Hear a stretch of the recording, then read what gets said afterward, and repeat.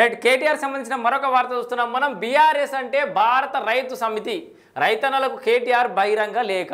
So ఇక్కడ నాకు ప్రతిసారి ఒక నవ్వొచ్చే అంశం ఉంటుంది. ఏంటంటే బీఆర్ఎస్ అనేది ఎన్ని రకాలుగా పేరు మార్చుకుంటుంది, ఏం కథా కార్ఖానా.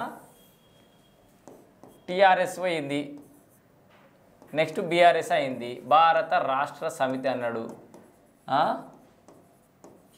భారత రాష్ట్ర సమితి ఒకటి అయింది, ఒకసారి అయింది బంజారా రాష్ట్ర సమితి అట, ఒకసారి కేటీఆర్ అన్నాడు బంజారా రాష్ట్ర సమితి అట. ఇప్పుడు ఇదేంది భారత రైతు సమితి అట, ఇది భారత రైతు సమితి. ఇంకా కవితకేమో అన్నది గుర్తొస్తలేదు కానీ ఆమె కూడా ఇంకో పేరు ఏదో పెట్టింది. సో ఇన్ని రకాల పేర్లు ఒక్క టీఆర్ఎస్ ఏ సందర్భం దొరికితే ఆ సందర్భం, ఎక్కడ పంచాయతీ పోతే ఆడగా కన్వీనియంట్ ఉంటుందనే మార్చినట్టు. ఇక అంటే టీఆర్ఎస్ కంటే బీఆర్ఎస్ కన్వీనియంట్ ఉంటుందని మార్చి, కానీ మొత్తం బొక్కబోర్ల పడ్డరు ఈ అంశంతో.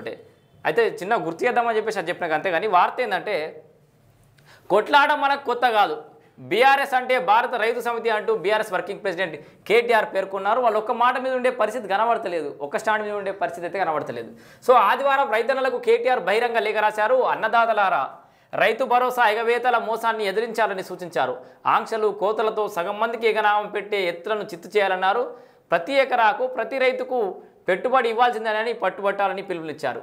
సో శాసనసభలో రైతు భరోసా ఇట్లా కాకుండా ఇక్కడ మీరు ఒక మాట మార్చేయండి, ప్రతి రైతుకు పెట్టుబడి ఇవ్వాల్సిందని పట్టుబట్టాలని పిలిచారు కదా, ప్రతి ఎకరాకు ప్రతి రైతుకు అని కాకుండా మేమిచ్చినట్టుగా ఇవ్వాలి, కేసీఆర్ గవర్నమెంట్ ఎట్లయితే ఇచ్చిందో గట్లే ఇవ్వాలి అని చెప్పే ధైర్యం ఎందుకు చేయలేకపోతుంది బీఆర్ఎస్ పార్టీ? సో రోడ్లకి, చెట్లకి, పుట్టలకి, గుట్టలకి, వెంచర్లకి, కమర్షియల్ అపార్ట్మెంట్లో కూడా రైతు బంధు ఇచ్చిన మాట వాస్తవం. అందుకే ఆ మాట చెప్పే ధైర్యం లేదు, దమ్ము ధైర్యం లేదు. నేను కింద ఎవరైనా కమెంట్ చేయాలనుకుంటే కూడా వేయండి. ఆ ముచ్చట ఎందుకు కేటీఆర్ చెప్పలేకపోతున్నాడు? మేము ఇచ్చినట్టుగానే రైతు బంధు మేము ఎట్లా ఇచ్చినామో గట్ల ఇరని చెప్పు ఒక్కసారి దమ్ము ధైర్యం ఉంటే. ఎందుకు సగం సగం వేయించుకుంటే సగం సగం ముచ్చట? 21,000 కోట్ల రూపాయలు రైతు భరోసా కింద రోడ్లకి, చెట్లకి, పుట్టలకి, అనర్హులకి ఇచ్చిరట, వ్యవసాయం చేయని వాళ్ళకి కూడా. ఇక ధరణిలే లెక్కలకి తీసుకున్నారు. ఆ ధరణి ఓన్లీ ఆన్లైన్లో భూమి ఏమనుకుంటే వానికి ఇచ్చుడు, వ్యవసాయం చేసేటోడు ఎవడో, పొజిషన్లు ఉన్నోడు ఎవడో తెలియదు, ఏ లెక్క పత్రం లేకుండా. సో కాంగ్రెస్ ప్రభుత్వ వైఖరిని చూస్తే కోతలు, కొర్రీలు పెట్టి రైతు భరోసాను సగానికి సగం ఎగవేసే ఎత్తుగడతో ఉన్నట్టు అర్థమైందన్నారు. వాస్తవానికి ఎగవేయాల కూడా, సగానికి సగం కత్తిరించాల కూడా. మీరిచ్చినట్టుగా అన్నిటికీ కూడా పోతే మరి రాష్ట్ర ఖజానా సరిపోదు. ఇక అన్నదాతారా తస్మాత్ జాగ్రత్త, వంచనను గ్రహించి ఆంక్షల వద్దని ఆందోళన చేయాల్సిన వేళ ఇదన్నారు. ఇప్పుడు మేల్కొనకపోతే భరోసా ఉండదు, గోస మాత్రమే మిగులుతుందని సూచించారు. సో కాంగ్రెస్ ప్రభుత్వం, కేంద్ర ప్రభుత్వ పీఎం కిసాన్ మార్గదర్శకాలనే రైతు భరోసా కూడా వర్తింపజేస్తామని చెబుతున్నదని, అదే జరిగితే రాష్ట్రంలో సగం మంది రైతులకు కూడా పెట్టుబడి పైసలు రావని హెచ్చరించారు. సో రైతు బంధు మీద కాంగ్రెస్ చేస్తున్న దుష్ప్రచారం అంతా రైతు భరోసాకు కోతలు పెట్టే దురుద్దేశంతోనే అని చెప్పేసి అంటున్నాడు. 22,000 కోట్ల రియల్ ఎస్టేట్ ప్లాట్లకు, క్రషర్లకు ఇచ్చారని దుష్టబుద్ధితో దుర్మార్గమైన ప్రచారం చేస్తూ రైతులను కాంగ్రెస్ ప్రభుత్వం అవమానపరుస్తుందని ఆరోపించారు. ఈ ఆరోపించేది ఆధారాలు పెడితే అయిపోతాయి కదా. ఇదేదో ఈ కార్ రేస్కి సంబంధించిన ప్రెస్ మీట్లో అన్ని కాయిదాలు, జిరాక్స్లు, కలర్ ఫోటోలు, ప్రింటౌలు తీసుకొచ్చినావు కదా. మరికి రైతు భరోసాకు సంబంధించి కూడా మీరు గతంలో రైతు బంధు అని చెప్పేసి ఏదైతే ఇచ్చారో, ఈ 22 కోట్ల రూపాయలు ఇచ్చినామనేది అబద్ధం, రియల్ ఎస్టేట్ల వెంచర్లకు ఇచ్చినామనేది అబద్ధం, క్రషర్లకు ఇచ్చినదా అబద్ధం అని చెప్పేసి ఎందుకు మీడియా ముందు తీసుకొచ్చి బయట పెడతలేవు మిస్టర్ కేటీఆర్? సో గాలికి జనాలను మభ్యపెట్టే ప్రయత్నం చేయడమేనా?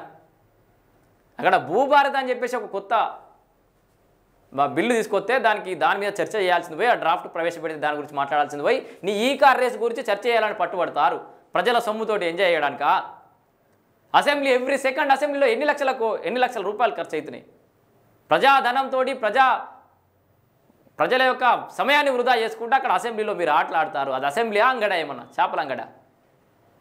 సమయాన్ని వృధా చేసుకుంటే అక్కడనట నీ ఈ కార్, ఒక వ్యక్తికి సంబంధించిన అవినీతి ఆరోపణలకు సంబంధించి ఒక వ్యక్తి అవినీతి చేసిన ఆరోపణలు వస్తే దాని మీద ఏసీబీ విచారణ చేస్తూ ఉంటే దానికి సంబంధించిన చర్చ అసెంబ్లీలో చేయాల్సిన అవసరం ఏముంది?